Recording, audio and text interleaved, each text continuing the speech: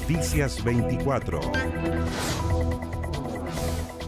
¿Qué tal? ¿Cómo están? Buenas tardes, bienvenidos a las noticias por si se suma a esta hora a nuestra sintonía. Bueno, usted lo sabe, lo hemos transmitido durante toda la jornada de ayer y durante hoy día, ¿no? El subsecretario del Interior, Manuel Monsalve, ya cumplió su primera noche en prisión preventiva en la cárcel de Rancagua, específicamente en el módulo 86. Mientras tanto, el presidente Boric calificó de correcta la prisión preventiva decretada en contra de Monsalve, lo que se suma, por supuesto, a la renuncia de la jefa de la Dirección Jurídica del Ministerio del Interior. En total, por lo que se sabe hasta ahora, son al menos 11 funcionarios que habrían sabido de esta situación antes de que se conociera públicamente.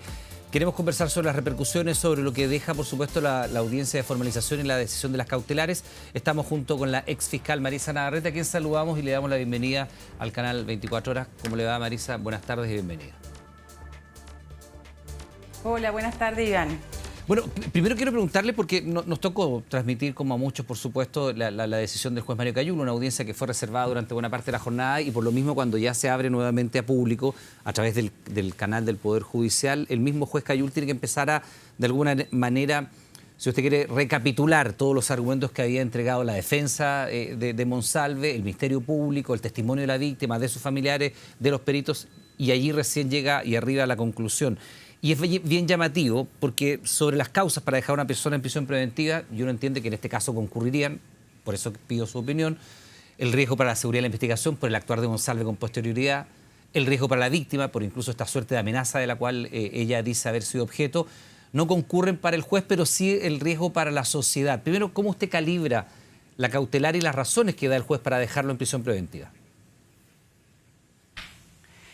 Bueno, la verdad es que la resolución del tribunal el día de ayer fue una resolución bastante larga, extensa, extensamente no habitual en tribunales de garantía, lo que ha dado cuenta del esfuerzo del juez de poder fundamentar adecuadamente su resolución con el objeto de hacerla de alguna manera más sostenible en el tiempo, en el sentido de que vaya a pasar el filtro luego que viene de la Corte de Apelaciones. Entonces, en ese contexto, él se hace cargo de todos los argumentos, ¿cierto?, tanto de la defensa, que es muy relevante, sí, y también de los antecedentes que ameritan para él dar por configurado los delitos por los cuales fue formalizado. Y eso es lo principal, me parece a mí, de esta resolución, porque al dar por configurado delitos que eran de muy difícil acreditación, al menos a esta instancia de la investigación, porque se trata de delitos, como sabemos todos, ¿cierto?, de delitos que son de naturaleza sexual, donde no hay testigos presenciales, por cierto, y particularmente en este caso, donde no hay un peritaje sexológico realizado inmediatamente después de los hechos, y tampoco hay una declaración de la víctima que recuerde, ¿cierto?, lo que sucedió el día de los hechos. Por lo tanto, era una investigación bastante compleja y tenía que sustentarla en los antecedentes de la investigación. Cuando se da por acreditado los delitos, bueno, luego que tiene que referirse el tribunal a lo que se denomina la necesidad de cautela, es decir, la necesidad de que esta persona esté privada de libertad mientras se dicta eventualmente un veredicto condenatorio cuando llegue el juicio. Y allí hay parámetros que establece la ley para establecer cuándo procede una prisión preventiva. Dentro de estos parámetros está el peligro para la seguridad de la sociedad, el peligro para la víctima, el peligro para la investigación. Pueden concurrir todos o puede concurrir uno de ellos y igualmente es procedente la prisión preventiva. Y aquí, claro, el magistrado estimó en su concepto que no se configuraba el peligro para la víctima ni tampoco para la investigación. Tal vez no lo sostuvo así, pero, por ejemplo, para el caso de el peligro para la seguridad de la víctima, si bien habían ciertos, por así llamarlo, acosos previos, la verdad es que no había ninguna amenaza concreta de parte de Monsalve respecto de ella, por lo tanto no había un antecedente serio para decir que él podía amenazarla o a él o a su familia, ¿ya? ¿Le puedo hacer una salvedad? Respecto a la investigación, Es que quisiera, ¿sí?, sobre ese punto en lo particular, quisiera hacerle una acotación, porque efectivamente parte del testimonio del padre de la víctima, que es el único integrante de su círculo familiar que ha hablado, y que además entiendo que en esa entrevista que da, él pide expresamente dar su rostro, su nombre y su apellido, porque precisamente relatan tener mucho temor. Y ellos relatan efectivamente haber vivido situaciones de amedrentamiento, y que incluso uno, si las ve bien, en el caso creo que es Ilse Fuentes, la periodista que va a concurre con donde la víctima y le dice: mira, quizás puedes negociar con la contraparte, un hombre poderoso, tu testimonio va a desaparecer en 15 días, a lo mejor vas cruzando la calle, te atropellaron al papá o te atropellaron a ti, mejor váyanse del país. Eso uno podría leerlo claramente como una amenaza. Yo no sé si tan velada o más bien explícita. Por eso cuando yo le preguntaba al comienzo de si esta concurrencia de un peligro para la víctima, ¿a usted no le parece llamativo que no haya sido considerada por el juez, pese a que lo deja en prisión preventiva? Pero dice, no es riesgo para la víctima y no es riesgo para la investigación. Y en el caso del riesgo para la investigación, yo le podría citar lo que ya está bien descrito en la investigación, en medios, en testimonio, revisar cámaras utilizando a la PDI, aproximarse con funcionarios de la PDI caracterizados como delivery para llegar directamente a la víctima. No sabemos qué habría pasado si ella baja. En fin, uno diría, para la investigación capaz que sí. Para la víctima ellos se sienten amenazados. ¿Por qué cree usted que no se consideraron esos dos aspectos en lo particular? Claro, en el caso de la víctima, como estaba haciendo referencia, esa amenaza que usted ve como soterrada respecto a una persona que no está vinculada directamente con que haya sido enviada por parte de Monsalve para hacer una amenaza. Esto es una interpretación, no sabemos, nos falta tal vez un capítulo para saber por qué esta persona cambia su versión del día anterior, que le dice denuncia, y luego viene a decir que mejor que no denuncie porque le puede pasar algo. Entonces, obviamente, esa es una conclusión, pero no se le puede atribuir directamente a Monsalve, que fue el que envió a esta persona a amenazarla. Eso no me parece que es un exceso pensar eso. Y respecto a la investigación, lo que la ley dice, que una persona, para que sea un peligro para la investigación, deben haber diligencias precisas y determinadas que debe mencionar el Ministerio Público, por las cuales pueden ponerse en riesgo la investigación si una persona está en libertad.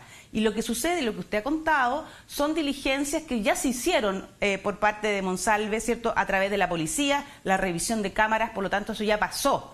Aquí la prognosis que tiene que hacer el tribunal es cuáles son las diligencias que en el futuro va a obstaculizar Monsalve, y aquí creo que es muy importante saber el juez debe haber considerado que Monsalve ya no es subsecretario, por lo tanto la posibilidad que tenía antes de haber manipulado, haber manejado la policía, manejado evidencia, ya no la tiene. Por lo tanto, a mí me parece que esos son los fundamentos. Sin embargo, cuando él dice que lo deja por seguridad para la sociedad, es bastante potente su argumentación, porque dice, y ahí es donde hace alusión a lo que son al convenio, ¿cierto?, al tratado de la violencia contra la mujer, el Belén do Pará, lo señala expresamente como el carácter del delito, porque cuando nosotros hablamos, ¿cierto?, de el peligro para la seguridad de la sociedad, estamos hablando de cosas bastante concretas que establece la ley. Establece el carácter del delito, la gravedad de la pena asignada por la ley al delito y el número de delitos, que son los tres parámetros que el juez consideró relevantes para otorgar la prisión preventiva. Marisa, cuando hablamos de delitos sexuales, y a lo mejor las cifras pueden ser sorprendentes para la gente, el 10% o menos de las denuncias que se presentan arriban a una condena, en términos generales. Y adicionalmente, y esto cuando yo conocí este dato me sorprendió todavía más, menos del 20% de las personas que son objeto de una violación generan lesiones que puedan ser periciables.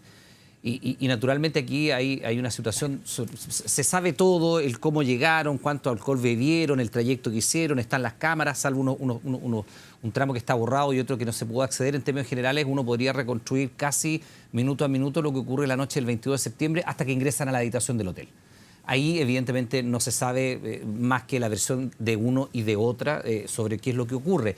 La defensa de Monsalve sostiene que él creía estar iniciando una relación y evidentemente la víctima sostiene haber sido violada. Parte de las pericias, tanto del médico legal como de la Brigada de Delitos Sexuales, de la Policía de Investigaciones, señalan que no hay, vamos a decirlo de esta manera por el horario, no hay evidencia biológica suficiente para atribuir una violación, pero sí podría corresponder al ADN de Monsalve, restos que están en la ropa, etcétera. ¿Cómo se construye porque tiene que arribar, me imagino yo, una convicción más allá de toda duda, el juez que tenga que ver esta causa, la convicción de que hubo violación, si para una parte esto es una relación en ciernes, si para la otra es una violación, y no hay, hasta donde sabemos, lesiones atribuibles a una violación, pero sí restos biológicos? Claro, usted ha tocado un punto que es bastante importante cuando hablamos de delitos sexuales. Precisamente esas son las bajas tasas que se obtienen de condena. Porque los delitos sexuales, y estamos hablando, por ejemplo, en los casos de adultos, que son distintos el análisis cuando son niños, cuando son adultos, ¿cierto? Son delitos que se cometen entre cuatro paredes, incluso con personas que puedan estar vinculadas afectivamente. Sí, claro, puede haber violación dentro de un matrimonio. ¿Cierto? Eso no obsta a que pueda existir también una violación. Exactamente. Entonces, lo que sucede entre cuatro paredes es difícil de probar.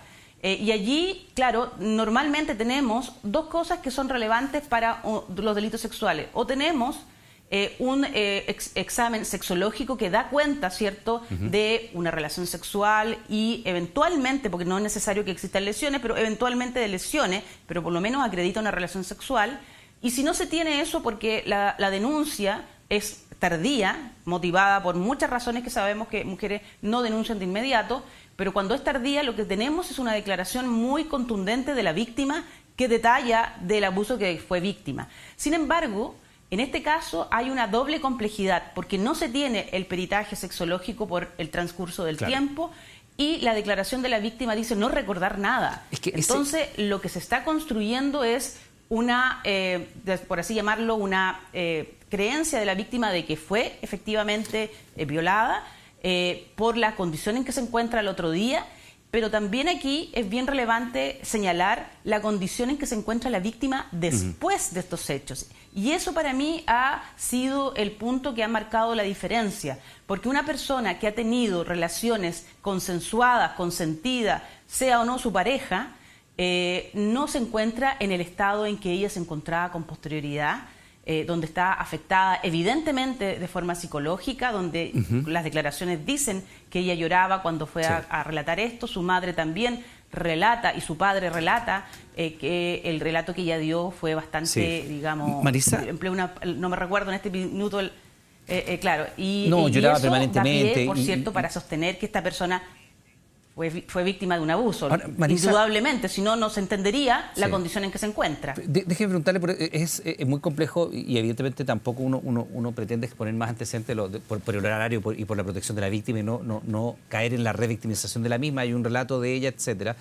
Pero ella no se acuerda de lo que pasó en la noche y él dice no acordarse de lo que pasó en la noche. Es más o menos lo que tenemos. Evidentemente hay varios elementos acá. Le decía yo que se puede reconstruir con bastante precisión todo el trayecto. A ella cuando en las imágenes que se revelan anoche en CIPER y que están dentro de la carpeta investigativa y que fueron exhibidas además por el Ministerio Público, se la ve en una de las oportunidades en que baja del vehículo. Bueno, ella ingresa por la ventana de partida del piloto al auto, le dice que no quiere ir al hotel. Ahí hay un relato que uno podría decir es coherente con lo que ella señala. Vomita en un par de oportunidades, se baja del automóvil, sale del vehículo en otra oportunidad, levanta las manos, pero tampoco está claro si está pidiendo auxilio o está desorientada. Pero a ella se le ve evidentemente bajo los efectos del alcohol mucho más que a Monsalve, que se le ve más entero que el testimonio del taxista, que el testimonio del recepcionista del hotel, que el testimonio de varias personas del restaurante donde estuvieron, señalan que él no estaba bajo la influencia del alcohol, pero él no estaba con la memoria perdida, por decirlo de alguna manera. Pero ni él ni ella tienen claridad, o al menos no tienen la certeza en sus relatos de exactamente lo que ocurrió dentro de la habitación. Y además los peritajes biológicos tampoco son compatibles con una muestra suficiente para decir aquí hubo un acto sexual no consentido, por decirlo de alguna manera, insisto, por el horario. ¿Cómo se llega, cómo se arriba a la convicción más allá de toda duda? Porque si Monsalve es declarado culpable de violación y de abuso sexual, ambos consumados, puede estar 10 años preso. Así es, eso es un punto que es bastante relevante lo que señalas, porque cuando se llega a la instancia del juicio, el estándar es mucho más alto que el que tenemos hoy día, que fue suficiente para dejarlo en prisión preventiva, porque lo que se estableció el día de ayer, cierto, que hay antecedentes suficientes que acreditan el delito y la participación. Pero cuando se va al juicio, lo que tiene que tener los jueces es la convicción más allá de toda duda razonable que se cometió el delito y la participación. Y allí nos vamos a encontrar con un problema bastante importante, porque puede que los antecedentes, que todavía no son todos los que se conocen, los jueces puedan estimar que hay una duda razonable de que efectivamente aquí, primero, hubo un acto sexual y segundo, que se abusó de alguna manera de la incapacidad de esta persona de poder oponerse, o esta persona se encontraba privada de sentido, como dijo el juez. Claro. Eso probarlo, más allá de toda duda razonable, va a ser bastante difícil. Pero bueno, todavía faltan 4 meses por lo menos por la investigación. Ahora, Marisa, sacándole un poco de esto, porque también es bien llamativo y una decisión del Ministerio Público, del fiscal Armendáriz en lo particular, de no formalizar los otros delitos que uno puede entender que sí concurren, ¿no? Acá hay evidentemente todo un dispositivo que se opera de parte del ex subsecretario en función de ir a revisar cámaras para beneficio personal. Hay quienes sostienen que esto podría ser incluso una infracción a la ley de inteligencia. Delitos de altísima penalidad pueden llegar hasta 15 años de cárcel. Obstrucción a la investigación, ¿no? Él realiza una serie de elementos. Yo le insisto, el tema de las amenazas, que pueden, de acuerdo a la familia, ellos lo perciben como una amenaza. Ahora, el delito de amenaza tiene que ser denunciado por la persona que sufre la amenaza para que se pueda perseguir penalmente. Y ya se sabe que hay al menos 11 personas, 12 incluso, si uno considera a la jefa jurídica del Ministerio del Interior, que estaban al tanto antes de que esto se conociera, al tanto de la denuncia. ¿Hay la posibilidad de que se formalice a Monsalve en una segunda jornada por este otro tipo de delitos? ¿O usted cree que el Ministerio Público se va a quedar con los delitos de carácter sexual estos 4 meses de investigación y va a buscar naturalmente una condena por aquellos? Claro, lo que pasa es que las conductas que usted me ha señalado son conductas que a lo mejor comúnmente uno puede sospechar de que pueden ser delictivas, pero si uno las somete hoy día, por lo que conocemos, a los tipos penales contemplados en la ley de inteligencia, que lo que están castigando en general son la violación de secretos de la ley de inteligencia, porque recordemos que allí hay normas que protegen, ¿cierto?, el secreto de estas información que tiene por objeto, ¿cierto?, la inteligencia del Estado. Sí, claro. En este caso no hay una violación de secreto específicamente, por lo tanto aquí hay una dificultad para poder, de acuerdo con lo que conocemos, poder encauzarlo en alguno de esos tipos penales de la ley de inteligencia. En el caso de la obstrucción a la investigación, lo que tiene que suceder, porque también hay 2 tipos distintos de obstrucción a la investigación, el que comete cualquier persona, que es aportar antecedentes falsos a la investigación, cuestión que todavía tampoco no se puede vislumbrar en este caso. El tema de los celulares puede ser, Armendáriz ha hecho harto el punto en eso. Y el otro caso es la destrucción o ocultamiento de evidencia, que lo comete la policía y un fiscal. Entonces, los tipos penales no están claros ni están muy nítidos, por lo tanto yo no lo descarto, pero hasta el momento no tenemos información como para decir si aquí hubo una destrucción de evidencia, un ocultamiento, porque eso no está en los antecedentes que hemos conocido. Fiscal, se nos va el tiempo, pero exfiscal, la costumbre de decirle fiscal. Se nos va el tiempo, sí. pero por la complejidad de los delitos, 4 meses de investigación, la querellante pedía un poco más, el Ministerio Público quería 4 meses y naturalmente la defensa de Monsalve pedía menos, toda vez que ya había sido decretada su prisión preventiva. 4 meses es tiempo suficiente para desarrollar las pericias que se tienen que realizar para que en un juicio oral se pueda comprobar, más allá de toda duda razonable, porque el estándar probatorio es distinto que frente a la revisión de las cautelares, la culpabilidad de Monsalve. 4 meses es tiempo suficiente. No. Probablemente ese plazo se va a ampliar porque eso es lo que normalmente ocurre, ¿ya? Siempre se le fija un plazo para que el Ministerio Público vaya avanzando, pero es habitual, muy común, que los plazos se vayan ampliando por parte del Ministerio Público. La única limitación que hay es que no exceda de 2 años, que es el plazo máximo desde la formalización que puede mantenerse vigente una investigación. Bien, pues Marisa Navarrete, exfiscal, le queremos dar las gracias por estar junto a nosotros, que tenga una buena jornada y estamos en contacto. Muy amable. Gracias a ti, que estés muy bien. Igualmente.